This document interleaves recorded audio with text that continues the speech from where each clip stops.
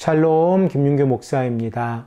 오늘 우리들은 레위기 4장 1절에서 2절의 말씀을 근거해서 의도하지 않은 죄, 속죄죄, 정결죄라는 제목을 가지고 함께 하나님의 말씀을 생각해 보겠습니다. 레위기 4장 1절에서 5장 13절의 말씀을 보면 하나님께서 모세에게 네 번째 제사 제도로 속죄제에 대해서 우리에게 말씀하고 있습니다. 속죄제라고 하는 히브리어 명사는 핫다트인데 이 핫다트라고 하는 히브리어 명사가 일반적으로 사용이 되어질 때는 죄라고 번역을 합니다. 그런데 이 명사가 제사제도와 관련이 되어졌을 때는 속죄제라고 번역을 하고 있습니다. 우리들은 이 핫다트라고 하는 히브리어 명사를 잠시 생각을 해 보기를 원하는데, 많은 학자들이 핫다트를 속죄제라고 번역을 하기보다는 정결제라고 번역을 하는 것을 옳은 방법이라고 제기를 합니다. 그 이유를 우리가 문법적으로 잠시 생각을 해 보기를 원하는데, 핫다트라고 하는 히브리어 명사의 동사형이 카리형으로 사용이 되어질 때는 죄를 짓다라는 의미를 가지고 있지만, PL 강화용어로 사용이 되어질 때는 깨끗이 하다, 정결하게 하다라는 의미를 가지고 있기 때문에 그렇습니다. 그러므로 이 단어를 우리가 번역할 때에 속죄제라고 번역을 하기보다 정결제라고 번역을 하는 것이 더 옳은 방법이라고 학자들이 제시를 합니다. 또한 속죄제를 드리는 경우를 우리가 생각을 해 보아야 하는데, 속죄제는 죄를 지은 사람뿐만 아니라 출산한 산모나 나실인이 서약을 할 때도 속죄제를 드립니다. 그러므로 이러한 경우를 우리가 생각을 해보면 속죄제는 죄를 지은 사람만 드리는 것이 아니라 하나님 앞에서 거룩하고 성결한 삶을 살아가기를 원하는 자들이 드리는 제사의 제도라는 것을 우리가 생각을 해 볼 수 있습니다. 또한 속죄제는 대제사장이 속죄제로 잡은 염소의 피를 속죄소 위와 앞에 뿌리는데, 그 의미는 성결을 유지하기 위함입니다. 그러므로 우리가 핫다트를 속죄제라고 번역을 하기보다 정결제라고 번역을 하는 것이 조금 더 올바른 번역이라고 생각을 합니다. 그런데 우리 성도님들께서 일반적으로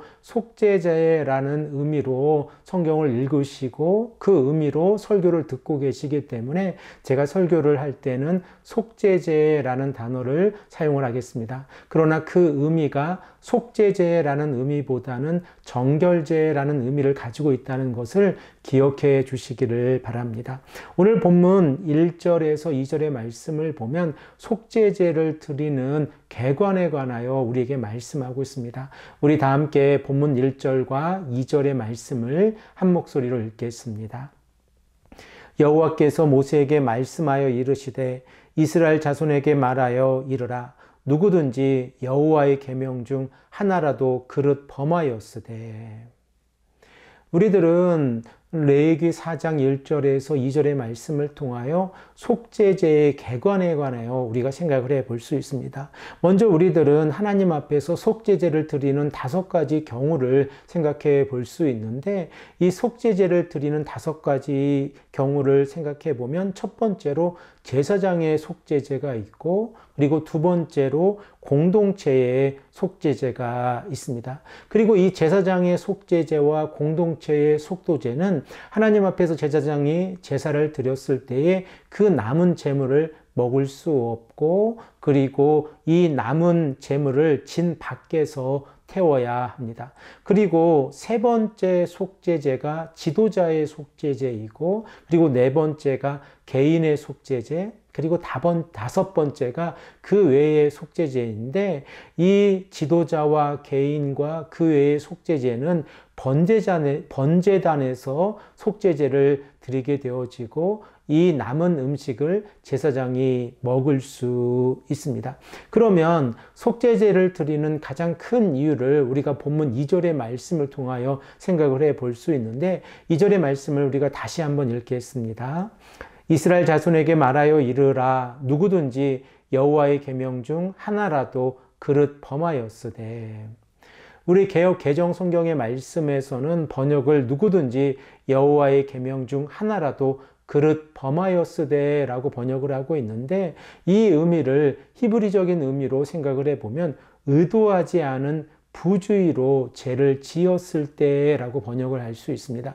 그러므로 속죄제를 하나님 앞에 드리는 것은 의도한 죄가 아니라 의도하지 않은 죄를 하나님 앞에서 범하였을 때에 그 죄를 용서함을 받기 위해서 드리는 제사 제도가 속죄제라는 것을 우리가 알게 되었습니다. 그러면 의도한 죄를 하나님 앞에서 용서함을 받는 방법이 있습니까? 구약의 5가지 제사 제도 방법 가운데에서는 이러한 방법이 없습니다. 그러나 대속죄일에 하나님께서 1년에 딱 한 번 은혜를 베풀어 주실 때에 이러한 죄가 용서함을 받을 수 있다고 성경은 우리에게 말씀하고 있습니다. 그러면 이렇게 하나님께서 속죄제를 통하여 언약의 백성들이 거룩을 유지해야 한다라고 강조하고 계신 이유가 무엇입니까? 바로 하나님께서 창조하신 피조물들이 하나님의 이 거룩에 참여하기를 원하고 계시기 때문에 그렇습니다. 그러므로 우리가 일상의 삶을 살아가면서 의도하지 않은 상태에서 하나님 앞에서 죄를 지었을 때에 그 죄도 하나님 앞에서 죄 용서함을 받기 위해서 회개의 기도를 해야 한다는 것을 기억해야 합니다. 또한 우리가 의도하지 않은 죄를 반복적으로 짓고 있다고 하면 그 죄에서 벗어나기 위해서 우리의 삶의 태도와 방법을 어떻게 바꿔야 하는지도 깊이 생각을 해 보아야 합니다. 사랑하는 성도 여러분, 우리들은 이 땅을 살아가면서 하나님 앞에서 죄를 짓지 않으려고 노력하고 그리고 애쓰고 있습니다. 그런데 만일 우리가 하나님 앞에서 이러한 행동과 이러한 생각과 이러한 언어와 말들이 죄라고 하는 것을 알고 있음에도 불구하고 죄를 짓고 있다고 하면 그러한 죄는 의도한 죄라고 우리가 생각을 해 볼 수 있습니다. 우리가 하나님 앞에서 거룩한 삶을 살아가기를 원하고 있습니다. 그러면 우리들은 하나님 앞에서 의도적으로 범죄하고 있지는 않은지 우리 자신을 바라보아야 합니다. 그리고 우리들의 삶 가운데에서 의도하지 않은 상태에서 하나님 앞에서 죄를 짓고 있지 않는지도 생각해 보아야 합니다. 이렇게 하나님 앞에서 스스로의 거룩을 지키기 위해서 자기 자신의 내면을 바라보는 것은 너무나도 소중합니다. 사랑하는 성도 여러분, 이 아침에 우리가 하나님의 말씀을 근거해서 우리의 죄를 하나님 앞에 회개하기를 원합니다. 예수 그리스도의 십자가의 보혈을 통하여 우리들은 죄 용서함을 받았습니다. 그리고 이 시간에도 우리가 이 말씀을 듣고 하나님께 간절히 기도할 때에 하나님께서는 우리의 죄를 용서해 주십니다. 특별히 우리가 하나님 앞에서 의도적으로 죄를 짓지 않도록 노력하고 애쓰는 삶을 살아가기를 소망합니다. 이 아침에 우리가 기도할 때에 하나님 앞에서 어떠한 삶이 거룩한 삶인가를 깊이 고민하고 기도하며 나아가시는 귀하고 복된 성도님들이 되시기를 간절히 축복합니다. 함께 기도드리겠습니다. 아버지 하나님 감사합니다. 오늘도 우리에게 말씀하셔서 속죄제의 이 개관을 통하여 우리가 하나님 앞에서 의도하지 않은 죄를 짓고 있지 않은지 다시 한번 생각해 보게 하시니 감사합니다. 아버지 하나님, 하나님께서 원하시는 거룩을 우리가 지키게 하시고 하나님께서 원하시는 삶이 어떠한 삶인가 우리가 깊이 있게 고민하며 나아갈 수 있도록 인도하여 주시옵소서. 이 아침에 우리가 간절히 기도합니다. 우리의 죄를 용서해 주시고 우리에게 은혜를 베풀어 주시옵소서. 감사드리오며 사랑이 많으신 예수 그리스도의 이름으로 간절히 기도합니다. 아멘.